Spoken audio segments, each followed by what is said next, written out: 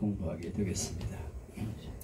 이 시간에 하나님의 은혜가 우리와 함께 하시기를 축복합니다. 기도하죠. 하나님 감사합니다. 오늘 이렇게 2024년 가을 학기가 시작이 되어 첫 시간에 이 종이 기독교 윤리학에 대해서 말씀을 같이 나누게 되었습니다. 이것이 하나의 지식으로 끝나지 않게 하시고 우리 살림이 되게 하시고 어떻게 하나님 말씀을 따라 살 것이냐, 윤리를 바로 잘 세워서 우리 한국교회 신앙을 바로 세우고 윤리를 바로 세우는 귀한 시간이 되기를 원합니다. 아멘. 쉽고 재미있고 감동적인 강의가 되도록 인도하여 주옵소서. 이 한 시간을 축복하시고 내실 줄 믿사옵고 예수님의 이름으로 감사하며 기도하옵나이다. 아멘. 아멘. 제가 이렇게 자료들을 뒤져보니까 너무 어려워요. 기독교 윤리학이라 그래가지고 쩍쩍해. 내가 쉽게 여기다 풀이를 해놨는데도 어려워. 그래서 이걸 어떻게 쉽게 말을 여러분에게 이해시키느냐 하는 것이 관건입니다. 그러니까 여기 원고에 매이지 말고 기독교 윤리학이란 도대체 뭐냐, 우리 개혁주의 윤리는 뭐냐, 종교개혁에서 강조하고 있는 칼빈의 기독교 윤리는 뭐냐 하는 데 대해서 같이 은혜를 나누기를 원합니다. 1960년대 미국의 사회는 월남전의 영향 때문에 어수선해졌어요. 그래서 수많은 사람이 죽어가는 보면서 허무주의에 사로잡혔습니다. 인생은 얼마나 허무하냐. 저렇게 수없는 사람들이 순식간에 떼죽음을 하는데 인생은 허무하다. 허무한 인생 되는 대로 살자, 즐기며 살자, 이런 운동이 일어나게 됐어요. 그래가지고 이 월남전 때문에 미국이 상당히 혼란해졌습니다. 허무주의에 빠져서 저렇게 픽픽 수많은 사람이 쓰러지는데 인생이 참 뭐 짐승 죽는 거, 파리 목숨 죽는 거나 다름이 없다. 그냥 짧은 인생 즐기다 가자, 이런 생각에 사로잡히게 되었어요. 그리고 히피족, 아주 내 멋대로 살면 되는 거야. 그래가지고 머리를 막 기르고 장발족이 막 등장하게 되고 내 멋대로 살아가는 인생이 되는 거죠. 인생 뭐 보이냐, 내가 멋대로 살면 되는 거지. 그래가지고 머리를 막 길러가지고 이만큼 만들고 무수하게 만들고 돌아다니는 그런 세상이 됐어. 그리고 아주 이 사회에 그동안 내려오던 풍습에 역행하는 그런 행동들이 만연하게 되었습니다. 다시 말하면 자유주의, 내 멋대로 살아간다 하는 그런 운동이 일어나게 되었어요. 그리고 흑인 인권운동이 마틴 루터 킹 목사에 의해서 주도가 되면서 흑인도 인간인데 우리는 더 이상 이렇게 억압당하며 살 수 없다. 그래가지고 불복종 운동이 일어나게 되었어요. 우리는 이제 백인들을 그렇게 우대하는 그런 세상에 살기 싫다. 우리는 우리 나름대로 인권이 있는데 왜 우리가 백인들에게 종속을 당해서 비웃음을 당하며 살아야 되냐, 니네 나나 똑같은 인간이다, 이렇게 해가지고 그냥 자유주의, 개인주의 운동이 일어나게 되었어요. 그래가지고 이 사회가 아주 혼란하게 된 것이 월남전을 계기로 일어난 그런 사태입니다. 그래서 그동안은 이 사회 규범에 묶여가지고 이렇게 전통적인 기독교 신앙, 미국은 적어도 그 영국에서 건너온 청교도 운동 때문에 아주 경건하게 살아가는 운동이 자리 잡고 있었는데 이 허무주의가 들어오면서 그냥 되는 대로 살자 운동이 일어나게 된 거예요. 그래서 막 제멋대로 사는 개인주의가 활발하게 일어나게 되었습니다. 그래서 이렇게 나 개인의 유익이나 개인의 행동을 주장하고 있는 그런 시대가 되었어요. 그래서 아주 어수선한 세대가 되었습니다. 그래서 미국의 로버트 벨러 종교 사회학자는 미국 사회를 움직이는 그런 사회 지금 상태는 종교가 아닌 개인주의다. 이제 이렇게 나가다가는 앞으로 큰일 난다.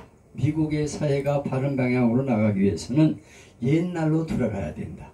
그때 공동체적인 그런 사회, 그때 그 세상으로 돌아가지 않으면 안 된다 해서 신학교에서 그의 책이 필수 교재가 되었어요. 그래서 한쪽에서는 내 멋대로 살아가자는 운동이 일어나게 되고 한쪽에서는 그렇게 살아서는 안 된다, 우리는 바로 살아야 된다 하는 운동이 일어나게 되어서 미국 사회부터 막 이렇게 개인주의와 신앙주의 두 가지가 갈라지게 되었습니다. 그래서 그때부터 개인주의 운동이 일어나게 되어서 그 이후에 세상은 아주 혼란한 세상이 되었어요. 우리나라도 개인주의입니다. 개인주의.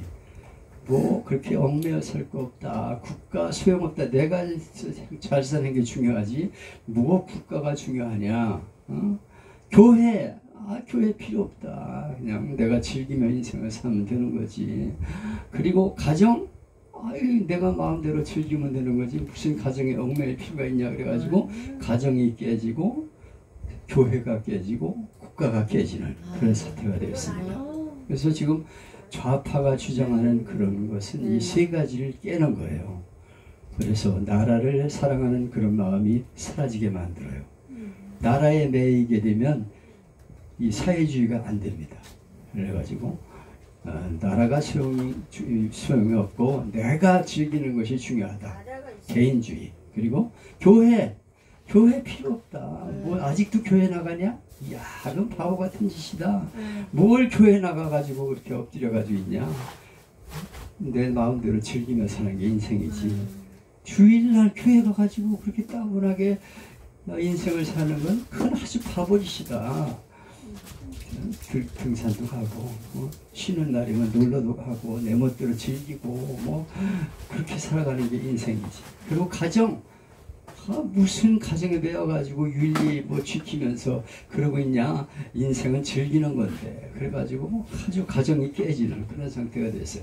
이 세 가지가 깨지는 것이 오늘 우리 사회의 모습입니다. 그래서 이 좌파들이 주장하고 있는 그 내용은 이 세 가지를 깨는 거예요. 교회를 깨고 가정을 깨고 국가를 흔드는 그런 상황이 되어야 사회주의가 성공하게 됩니다. 그래가지고 지금 우리나라가 개인주의로, 극대의 개인주의로 넘어가게 되었다 하는 것을 우리가 기억해야 되겠습니다. 이런 세상 속에서 우리는 현대 사회와 현대 문화를 이해해야 돼요. 그리고 이 사회가 지금 어떻게 돌아가고 있냐, 도덕, 규범이 사라지는 시대가 되었어요.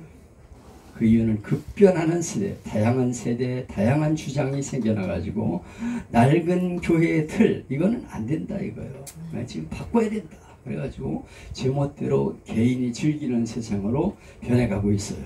그래서 혼전선교, 아니 무슨 뭐 하나님이 즐기라고 주신 자유인데 무슨 결혼하고 나서 선교를 하느냐. 만나가지고 뭐 3학년 때부터 섹스를 가르친다고 그러는데 지금 좌파들이 가르치는 교육은 그렇습니다. 3학년 아이 때부터 선교를 가르쳐요. 영상을 보여주고 막 이렇게 하는 거다 뭐 그러고, 학문 섹스가 왜 3학년의 교과서에 나옵니까? 학문 섹스를 가르친다니까 애들한테. 그래가지고 아주 지금 엉망진창이 되는 그런 시대가 되었어요. 그리고 동성애. 뭐 꼭 남자가 여자하고만 즐기라는 게 뭐 있냐. 같은 동성끼리 즐기면 되는 거지. 동성애 괜찮다, 그거 자유롭게 즐기면 되는 것이다, 이렇게 하는 시대가 되었어요. 낙태? 뭐 애기 내가 키우기 힘들면 그냥 없애버리면 되는 거지. 무슨 그걸 낳아가지고 걔한테 매여가지고 인생을 사냐. 내가 책임질 수 없으면 그냥 지워버려라, 이렇게 되었어요. 그래가지고 아이를 마음대로 지워버리는 그런 시대가 됩니다. 성적 문란이 아주 비일비재하고 게이와 레즈비언이 신학교 내에서 활동을 하고 신학교 안에도 게이, 남자끼리 성행위를 하고 여자끼리 성행위를 하는 그런 행동들이 일어나고 있습니다. 그래서 장신대에서도 그것 때문에 말썽이 나잖아요. 그래서 동성애 그걸 옹호하는 교수들이. 어떻게 태어나야 돼요? 네? 이 쇠는 어떻게 태어나야 돼요? 아기는 어디서 나와야 되냐고. 인공이에요, 인공. 그래가지고 이제 혈통이 없어져 버리잖아. 그 처벌을 해야 된다 막 이렇게 나오니까 처벌을 해야지. 주동하는 사람은 싹 빠지고 힘없는 사람 잘라버려. 네가 주동이다. 그래가지고 잘라버리는 그런 사태가 일어나게 되었어요. 제가 아는 그분은 이제 아무 책임이 없고 그런데 그 사람한테 뒤집어 씌워가지고 잘랐어. 그리고 주동하던 사람은 싹 피해버리고 그런 식으로. 뭘 갖다 잡아 죽여야 되나? 예? 그 주동자를 잡아 죽여야 돼.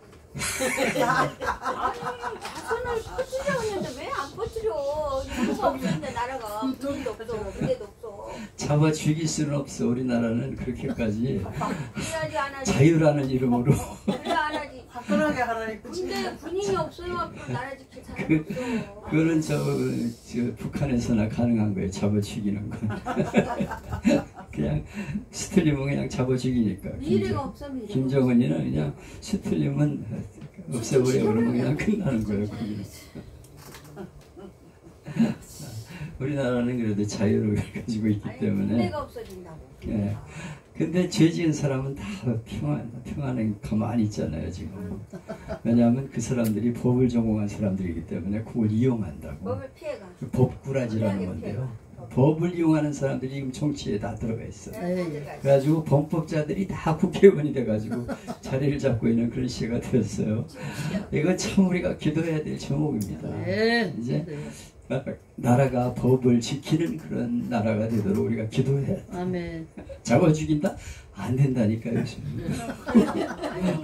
잡아 죽여야 될 인간이 지금 저 나라를 좌우하고 있는 시대가 되었는데. 생육을 번성하라고 하는데 왜 하나님 말씀대로 안 하냐 이거지. 주여, 저희를 우리나라 지도자를 세워야 돼. 여자 대통령으로 세워가지고 그냥 여자 말- 대통령이 나와야 돼. 말씀을 안 듣는 것들을 그냥 다 싸그리 잡아 죽여. 아이고야, 김정은이보다 독한 사람 나오겠다. 김정은 누님이라. 생육하고 요즘 번성하라를 하나님에 안 대해서도 해주니까. 남성이라는 표현을 쓰지 않고 네. 히라고 하면 안 되고 히나 쉬 자유롭게 쓰도록 그렇게 주장하는 시대가 되었어요. 그래서 하늘 어머니가 나오잖아요, 요새. 그래가지고 그것도 또 가짜예요. 가톨릭에서도 저 성모 마리아가 왜 등장하는 줄 아세요? 하나님은 아주 아버지로 엄한 분이시고 엄마가 있어가지고 하나님 사이에 조율을 이루는데 그 사람이 누구냐? 이 마리아다. 성모 마리아. 그래가지고 마리아가 하늘 어머니가 되는 거예요. 그래가지고 성모 마리아여 들으소서 우리의 중보자가 되소서 이러면 기도하고 있잖아. 참 한심하죠. 그리고 하늘 어머니 교회 있잖아요. 요새 하나님 어머니 교회. 하늘 어머니. 네, 하나님 어머니 교회. 끝나고 기도를 그 안상홍을 위해서 기도합니다 해라고 나보다 그래요. 내가 1년을 몰래 우리 아들 몰래 다녔잖아요. 내가 하도 그 말씀에 빠져가지고. 장길자가 그래서 제가 하늘 1년을 어머니. 다녔기 때문에 알아. 우리 교회 다니면서 두 반대 다녔어. 거기 토요일날 가. 우리 교회는 주일날 가고. 그러니까 나중에 집안이 다 뒤집혔죠. 우리 아들이 난리가 나버렸어 그냥. 응? 엄마가 어떻게 하나밖에 없는 아들을 속이고. 그런 일들이 많죠. 나중에 네. 이제 가정에서 불화가 생기고 그러는데 네.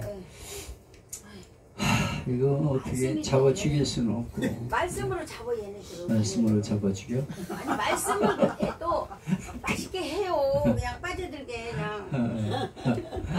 내가 직장 다니면서 5일 근무니까 그 바쁜데 토요일에 거기 하늘 어머니 교회 가지 또 우리 본교회 가지 얼마나 바쁘겠어. 그 큰 살림 해야지. 옛날에 길 태평역에서 지나가는데 어떤 옷으로 나이 드신 아저씨가 아이고 하늘 어머니 믿으세요 그러면서 용해 줘 그래가지고 여보시오 장길자가 하나님이냐? 아이고 이 노인네 정신 차려 장길자의 하늘 어머니가 돌아가셨다고 그래 또 돌아가셨다고. 아니 남편 있는데 남편하고 헤어져가지고 단체를 만들었구나. 그 사람하고 살다가 그 남자가 죽으니까 자기가 하늘 어머니라고 그러고 장길자가 지금 하나님의 교회에 세운 거 아니야? 그게 전 세계 퍼뜨리고. 그래가지고 그럴듯해 하나님의 교회 그래가지고 하나님 어머니 하나님 왜 아버지만 있냐 이거예요. 어머니도 있어야 되는데 그 어머니가 바로 장길자다 이래가지고 지금 먹히잖아. 아버지 하나님은 좀 무서워. 어머니 하나님은 따뜻해 보여. 그래가지고 하나님의 교회가 먹힌다니까. 그래가지고 활동하는 그런 시대가 되었습니다. 그래가지고 하나님도 희라고 하지 말고 남성 명사 쓰지 말고 어머니도 있어야 된다. 이래가지고 희라고 하는 그런 시대가 되었어요. 그래서 전통적인 그런 신앙이 무너져가는 시대가 되었습니다.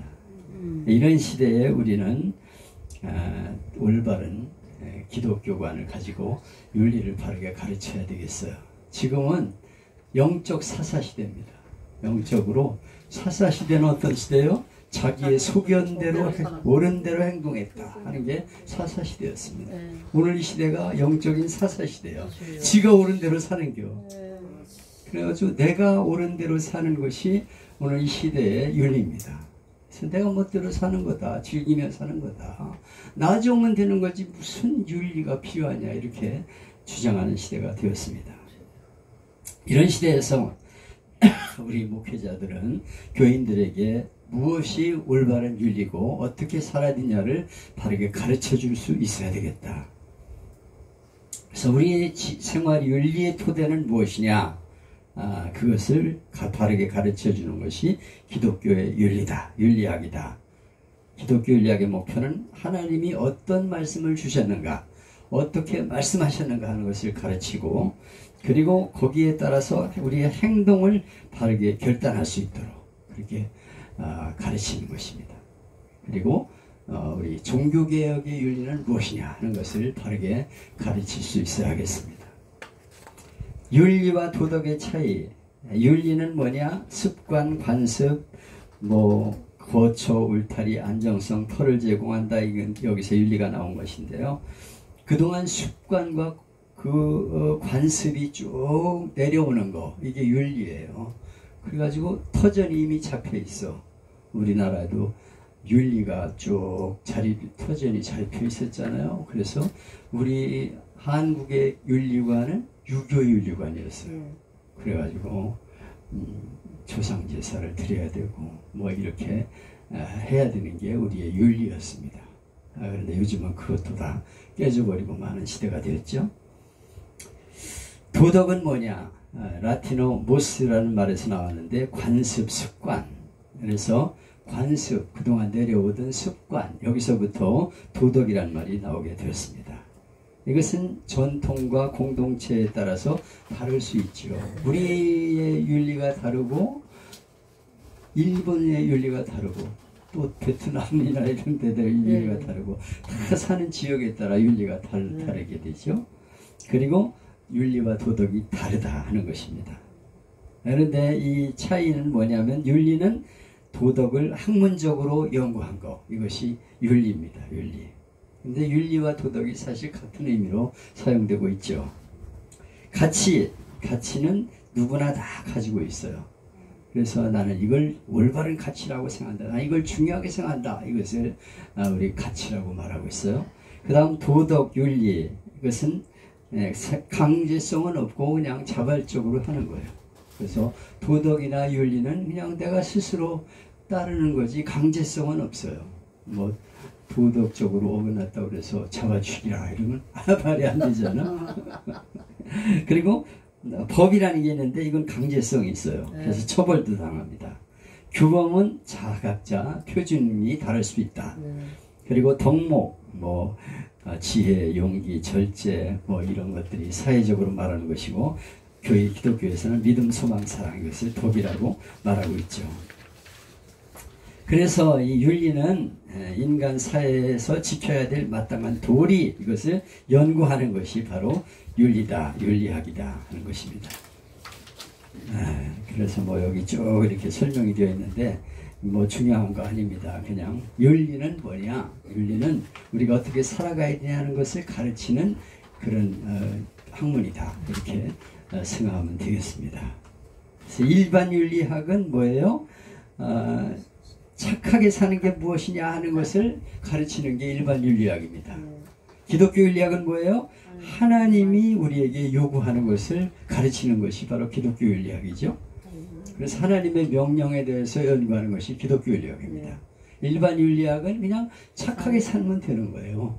착하게 선하게 사는 길이 무엇이냐는 것을 가르치는 일반 윤리학이라면, 기독교 윤리학은 하나님이 원하시는 길을 가르쳐 주는 것이 바로 기독교 윤리학이죠. 윤리는 이렇게 해야 된다. 그것이 무엇이냐, 표준이 무엇이냐 하는 것을 말하고 있는데, 유대교는 토라, 기독교는 성경, 유교 사회는 성강오륜, 이것이 바로 윤리입니다. 윤리.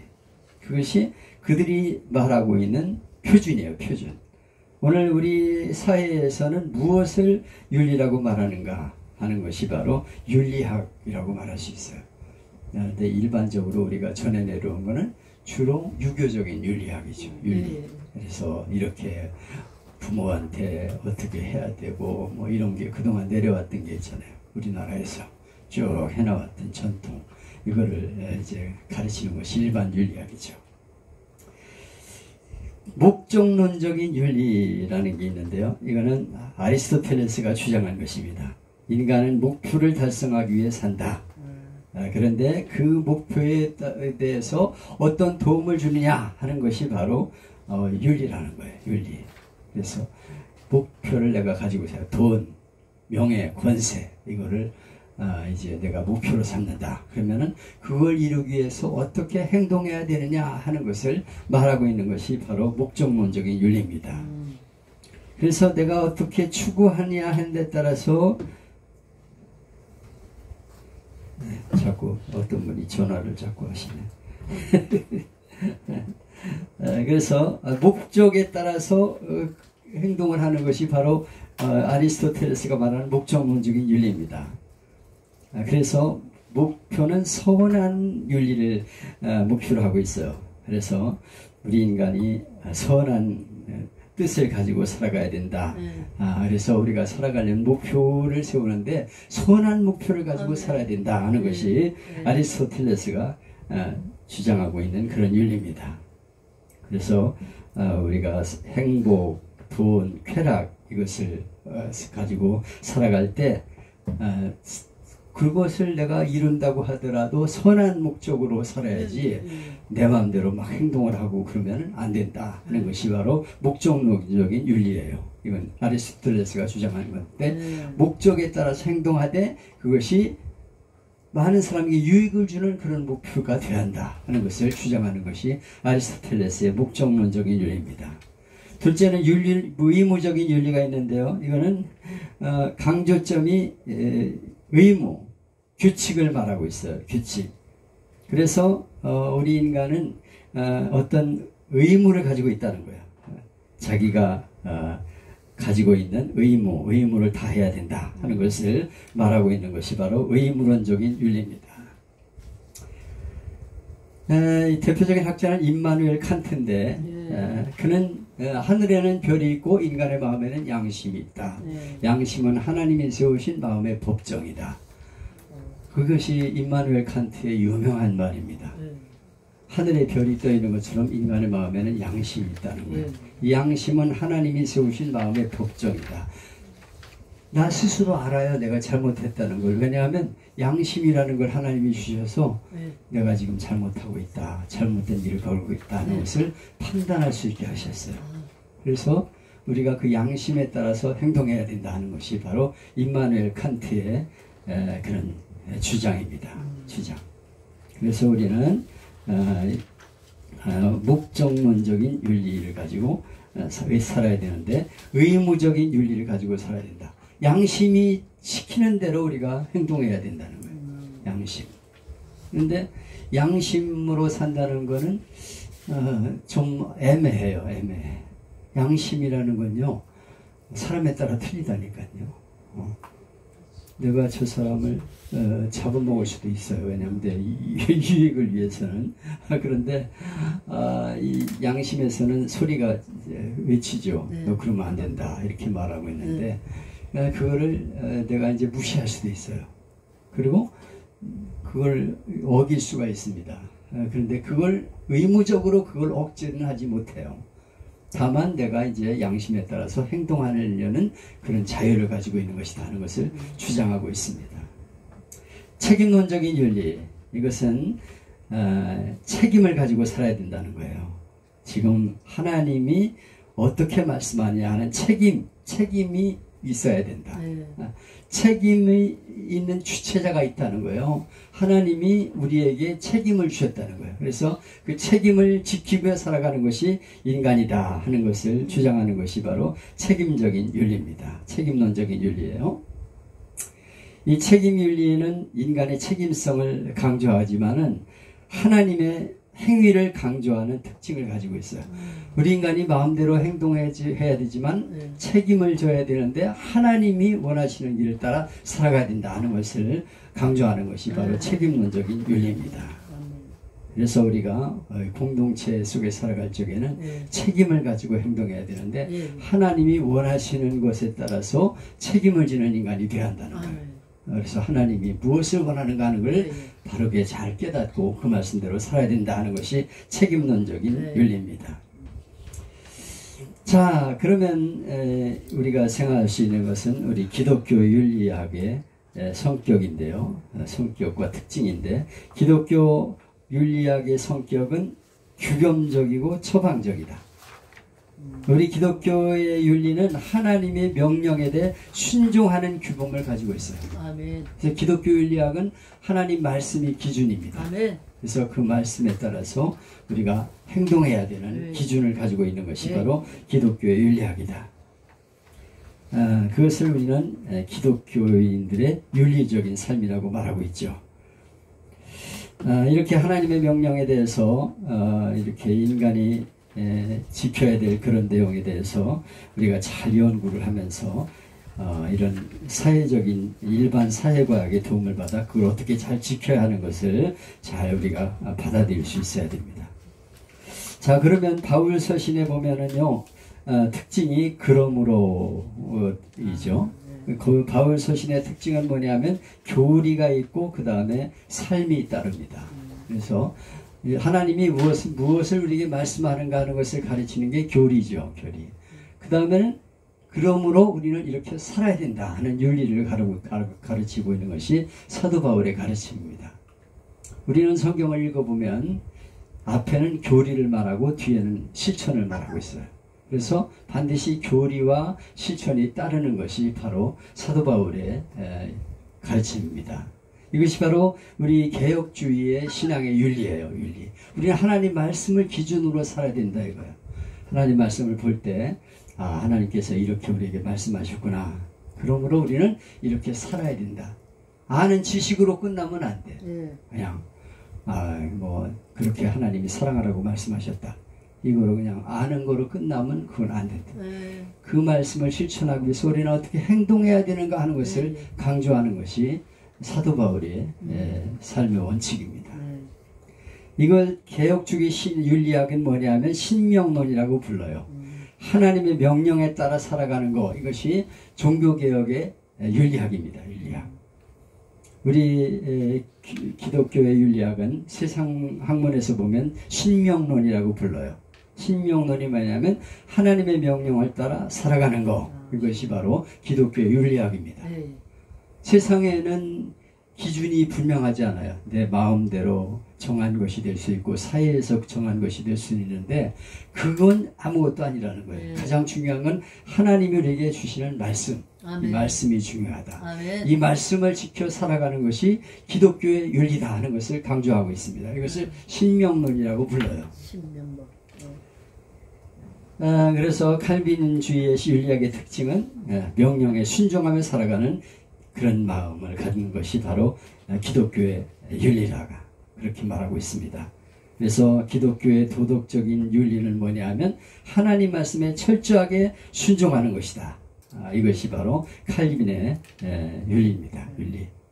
그래서 이 신명론자들에 대해서 신명론에 대해서 비판론자들은 주장하기를 그렇게 하나님 말씀에 그대로 순종하며 살아가면 인간이 스스로 이렇게 살아가려는 노력이 좀 약해지지 않냐 이렇게 주장하고 있어요.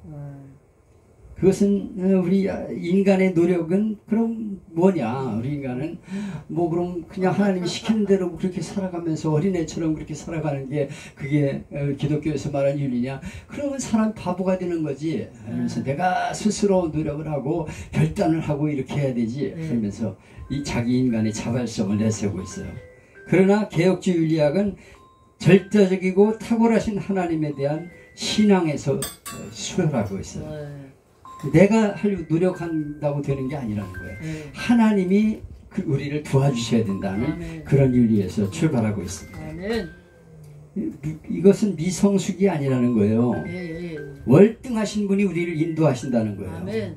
하나님이 우리보다 월등한 능력을 가지고 계셔요. 그분이 우리를 선하게 인도하신다는 거예요. 우리가 하나님 뜻대로 살려고 말씀을 붙잡고 노력하면 하나님이 우리를 도와주셔서 믿음으로 살아가고 말씀대로 살아갈 수 있도록 이끌어 주신다 하는 것이 바로 이 신명론에서 주장하고 있는 내용입니다. 사실 우리가 하나님 말씀대로 살아가려고 몸부림을 치지만 우리 인간이 얼마나 약합니까? 그래가지고 잘못했습니다. 또다시 죄를 짓고 내가 저놈 미워하지 말아야 되는데 또 미워하고 하나님 내가 정말 사랑하고 싶어요. 근데 저놈만 보기만 하면 그냥 아주 정말 못 견디겠어요. 욕이 막 나오고 쌍소리가 나와요. 그렇게 우리가 기도하면 성령님이 도와주시고 하나님이 우리를 도와주셔서 진리의 길로 이끌고 말씀을 따라 살아가게 하신다. 이것이 신명론이에요. 내 인간의 노력으로 한다. 이거는 인간의 의지를 주장하고 있는 것이어서 신명론하고 맞지 않습니다. 나는 그냥 하나님 말씀대로 순종하려고 노력하는 것뿐이고 하나님이 우리를 도와주셔야 된다 하는 것을 강조하고 있습니다. 에릭 프롬과 피아제트는 대표적인 인물로서 우리 인간이 성숙할수록 이렇게 점점 하나님 말씀대로 살려고 노력을 하는 게 아니냐 이렇게 인간의 노력을 강조하고 있습니다. 그러나 우리 인간의 태도는 아무리 노력을 해도 잘 안 된다니까요. 타락한 인간의 본성이 우리에게 있어서 인간이 아무리 노력하고 순종해 보려고 해도 내 힘으로는 안 돼요. 여러분이 알잖아요. 나 자신을. 내가 어떤 인간인지 알잖아. 나는 정말 몸부림을 치며 말씀대로 살아보려고 하는데 인간의 뜻대로 되질 않는다니까. 그때마다 우리는 하나님 말씀을 붙잡고 이 말씀을 가지고 엎드립니다. 하나님 아버지, 내가 이 말씀대로 살려고 노력하는데 잘 안 돼요. 도와주세요. 성령님이 도와주셔요. 나도 모르게 감동이 되어가지고 술도 끊게 하시고 담배도 끊게 하시고 그게 안 된다니까. 내가 노력한다고 되는 게 아니에요. 결심을 하고 그래도 안 된다니까. 손가락 잘라요. 노름 안 한다고. 노름 안 한다고 손가락 잘랐는데 그 남은 손가락 가지고 이러고 있다니까. 얼마나 인간이 연약한 줄. 다 자라보니까 발가락이 끼고 한대. 발가락으로. 진짜요. 발가락. 진짜 그 말도 맞다. 그게 내 마음대로 못하는 거예요. 인간의 참이야. 너무 귀신이더라고. 근데 성령님이 역사하시면 하루아침에 끊어.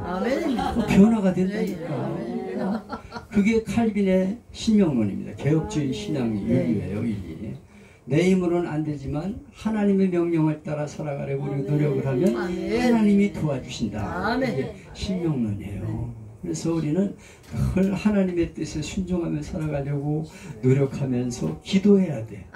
내 힘으로 할 수 있다? 이거는 안 돼요. 이건 아주 위험한 것이고 교만한 생각입니다. 무너지 되어 있어요. 사실 우리 인간이 스스로 생각을 해볼 적에 얼마나 추악한 인간입니까? 저는 이 다윗의 모습을 보면 참 한심한 인간이에요. 그렇죠? 다윗 같은 놈이 어디 있습니까? 다윗은 자기 부하의 마누라를 가르쳐가지고 남편을 데려오라 그래가지고 임신했다 그러니까 합방해라 그러니까 나는 못 갑니다.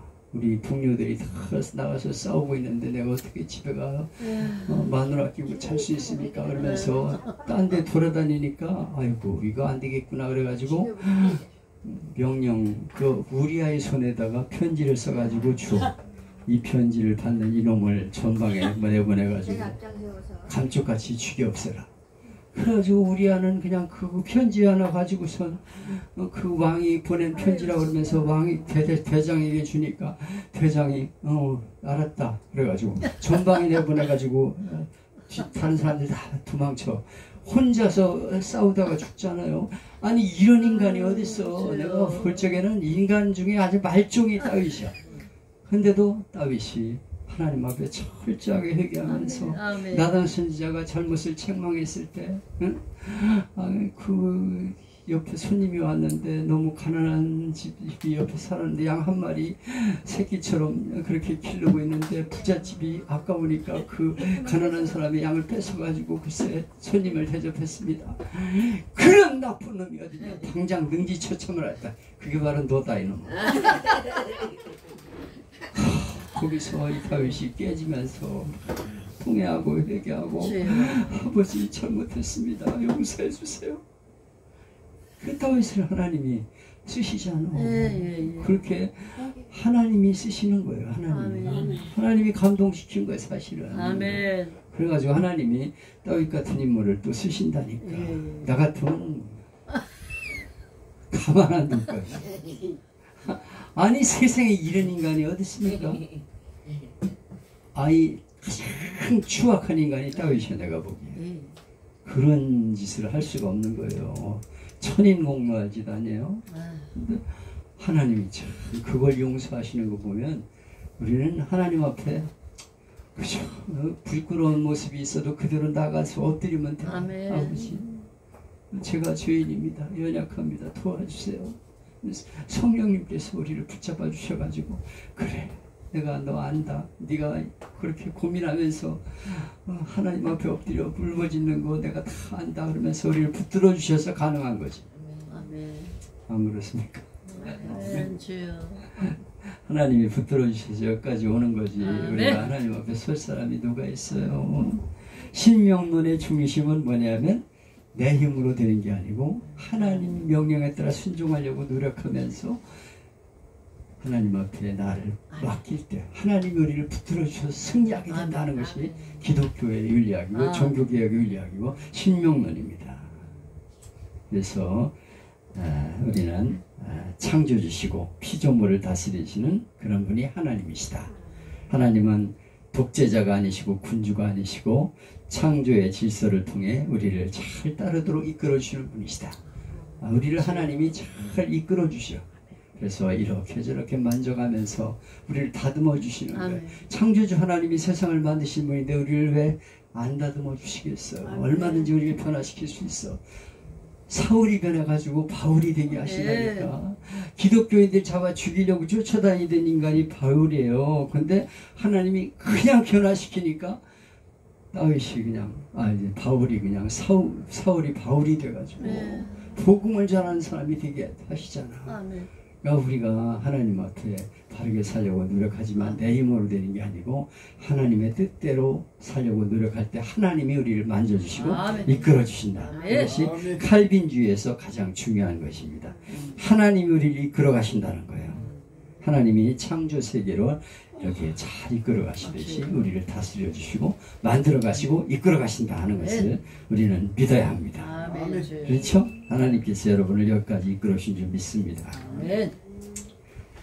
이런 점에서 우리는 독재자의 명령에 따라 맹목적으로 순종하는 것이 아니고 하나님이 우리를 이끌어 가신다 하는 마음을 가지고 하나님 말씀에 순종하는 마음이 우리에게 있어야 한다는 것이죠. 하나님은 하나님 백성들을 무조건적으로 그렇게 이끌어 가신 분이 아니세요. 이렇게 저렇게 깨닫게 하시고 돌이키게 하시면서 우리를 이끌어 가시는 분이시다는 것을 우리가 신뢰하며 나아갈 수 있어야 하겠습니다. 그래서 우리 칼빈주의의 윤리학은 자율적인 윤리를 없애는 건 아니에요. 내가 스스로 노력을 하죠. 우리가 노력을 하지만은 하나님이 우리를 이끌어 가심으로 가능한 것이라는 것을 말하고 있는 것이 개혁주의의 윤리입니다. 윤리. 그래서 이걸 우리가 성도들에게 가르쳐 줄 수 있어야 돼요. 내 힘으로는 불가능하지만 하나님 뜻대로 살려고 우리가 몸을 일으키며 기도할 때 성령님이 도와주시고 우리를 이끌어 가신다. 그래서 하나님의 뜻대로 살아가는 것이 기독교의 윤리다. 이것을 우리는 잘 지키려고 노력을 해야 된다 하는 것을 우리가 강조하면서 교회를 이끌어갈 수 있어야 하겠습니다. 요즘 교회가 많이 어지러워지고 혼란해서스러워져가고 있어요. 그래서 교회 학교가 지금 거의 사라져가고 있잖아요.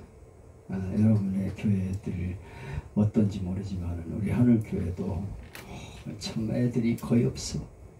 그래서 우리 하늘교회는 그래도 3040이 좀 살아있어가지고 애기들을 쌍둥이를 많이 낳아. 좀 쌍둥이 많이 낳아. 그건 얼마나 감사한지 몰라. 이거 내 힘으로 안 되니까 인공수정을 했는데 쌍둥이가 나와. 아이고, 야, 이거. 그래가지고 하늘교회는 쌍둥이가 여러 쌍이 생겨나가지고, 아유, 감사한 거예요. 그래가지고 애들이 이렇게 있을 때 너무 좋아가지고 내가 사진을 매일 올리잖아, 주일날마다. 애들 사진 찍어가지고. 근데 이제 아이들이 없어져. 그래가지고 요즘도 교회 나가냐? 이렇게 애들이 그런데. 그래가지고 지금 윤리가 무너져가고 있습니다. 그리고 제멋대로 살아가는 세상이 되어서 하나님 떠나면 세상으로 나가버리는 거예요. 결국은 하나님 말씀 없이 살아가는 인생은 아주 비참한 인생이 되는 거예요. 그리고 나라가 망해요. 뭐 서구나 구라파에서 하나님이 무너져가고 교회가 문을 닫게 되니까 사회가 타락하면서 완전히 몰락해가요. 그래서 서구 사회들이 지금 완전히 망조가 들었습니다. 그래서 그렇게 잘 살던 나라들, 구라파 유럽들이 완전히 거지 나라로 지금 변해가고 있어요. 프랑스 같은 나라도 지금 형편없는 나라로 변해가고 있습니다. 기독교의 윤리가 바로 설 때 나라가 부강하게 돼 있어요. 하나님 말씀대로 살야 되는 운동이 일어나게 될 때 그 나라가 사는 거예요. 교회가 살고 나라가 사는 길은 기독교의 윤리를 세우는 거예요. 하나님 말씀대로 가르치는 것이 바로 우리가 사는 길이고 나라가 사는 길이에요. 그래가지고 지금 프랑스 같은 나라는 사회주의가 들어가가지고 완전히 그 나라가 그냥 망조가 들어가고 있잖아요. 참 일본 같은 나라도 큰일입니다 지금. 그래가지고 일본이 지금 우리나라보다 조금 앞선다고 그러는데 지금 뒤지고 있어요. 다 망해가고 있어요. 네? 망해가고 있다니까요. 일본이. 네. 그리고 일본에서 살기가 어려우니까 우리나라로 몸팔러 오는 일본 애들이 많대. 유럽이나 미국으로 몸팔러 가는 여자들이 많대. 아주 형편없는 나라가 되어가고 있어요. 하나님이 없이 살아가는 민족은 망하는 거예요. 그런 나라는 네? 일본은 교회가 없어요. 교회가 없어. 교회가 없어 며칠을 오일을 돌아다녀. 그러니까 교회가 무너지는 나라는 망하게 되는 나라예요. 왜냐하면 하나님의 말씀을 기준으로 한 윤리가 없기 때문이에요. 내 멋대로 살아가는 나라는 망하게 돼 있어요. 내 멋대로 살아가는데 그게 나라가 되겠습니까? 적어도 나라가 있고 가정이 있고 교회가 있어야 그 나라가 세워지는 거예요. 이게 신앙의 아주 가장 중요한 원리입니다. 그래서 우리가 이 기독교 원리를 잘 가르치는 것이 우리가 사는 길이고 가정이 사는 길이고 교회가 사는 길이고 나라가 사는 길이다 하는 것을 우리가 명심하고 하나님 말씀을 대로 살아가야 한다는 것을 강조하는 그런 교회들이 되어야겠습니다. 기독교 윤리가 살아야 돼요. 기독교 윤리가 세워져야 합니다. 이걸 우리가 잘 가르쳐야 돼요. 그냥 제멋대로 살도록 내버려두면 나라는 망하게 되어 있습니다. 여러분, 하나님께서 우리를 사랑하시기 때문에 우리에게 계명을 주셨어요. 여러분, 부모가 자기 자식을 제멋대로 살아가려고 하라고 내버려두면 그 자식이 제대로 되겠습니까? 너 뭐 네가 하고 싶은 대로 해라. 학교 갔다 와가지고 뭐 네가 하고 싶은 대로 해. 가서 뭐 컴퓨터 방에 가서 하루 종일 게임이나 하고 있으면 있는 것 같고 뭐 그 자식은 망하게 되어 있는 거예요. 그래가지고 야단도 치고 막 속상해가지고 막 그러는 거 아니에요. 내가 이런 얘기는 하지 말아야지. 참 안타까워. 정말 하나님 말씀대로 기준을 두고 살게 만들어야 되는데 요즘 아이들이 그렇게 안 자란다니까요. 그래가지고 부모를 이겨먹어요. 그래가지고 그냥 제멋대로 막 살아가. 근데 그거는 우리 가정을 망치는 일이고 개인을 망치는 일이에요. 지금 제멋대로 살아가는 아이들이 이 사회에 꽉 차 있습니다. 그럼 앞으로 어떻게 되겠어요? 우리나라가 지금 뭐 세계 뭐 6위권 뭐 어쩌고 헛소리예요. 혼란스러워. 예, 하나님의 말씀대로 살지 못하면 이 나라는 무너지게 되어 있습니다. 예, 예. 언제까지 우리가 세계에서 뭐 자랑스러운 나라라고 떠들겠어요? 그치. 이거는 순식간에 무너지는 거예요. 네. 기독교의 윤리가 바로 서지 못하고 아멘. 하나님 말씀대로 살지 않은 나라는 망한다. 그 가정은 망한다 하는 것을 우리가 명심하고 아멘. 하나님 말씀대로 사는 것이 우리가 사는 길이다 하는 것을 바르게 가르칠 수 있어야 돼요. 그리고 네. 우리 힘으로 되는 것이 아니고 하나님의 도움을 구할 때 하나님 우리를 도와주신다. 아멘. 우리 가정도 하나님이 지켜주시고 교회도 지켜주시고 네. 이민족도 지켜주신다. 이거를 바르게 잘 가르치는 그치, 아버지. 우리가 될 수 있어야겠습니다. 아멘. 오늘 우리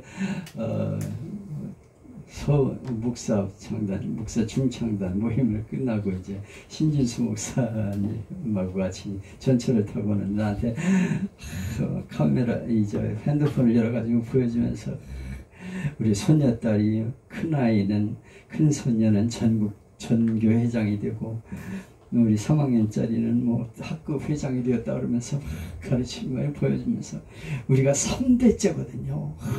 3대째 우리가 지상의 전통을 이어가기 때문에 우리 애들 하나님이 책임지시고 이렇게 돌보십니다. 막 자랑을 해. 우리는 5대야. 5대.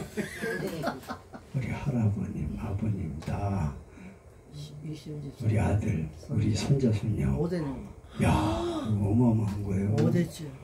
근데 이걸 잘 고수해야 돼. 잘 지켜나가야 돼. 하루아침에 무너져 버리면 끝나는 거예요. 그동안 내려온 전통을 자랑하지 말고 이걸 잘 지키도록 우리가 아멘. 기도해야 돼. 아멘. 네. 신앙의 전통을 지키는 가정이 되게 해주세요. 아멘.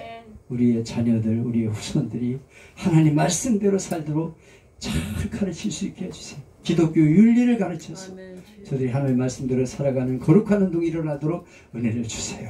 네. 우리가 기도해서 우리를 통해 우리의 가정과 교회와 민족을 세우는 우리 모두가 될 수 있기를 축복합니다. 아멘.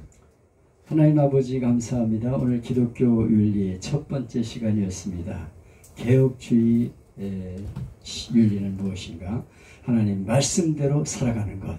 그리고 하나님께 기도하면 하나님이 도와주신다. 이것이 기독교 윤리인데 이것을 바르게 잘 가르쳐서 우리 성도들이 하나님 말씀대로 사는 운동이 일어나기를 원합니다. 아멘.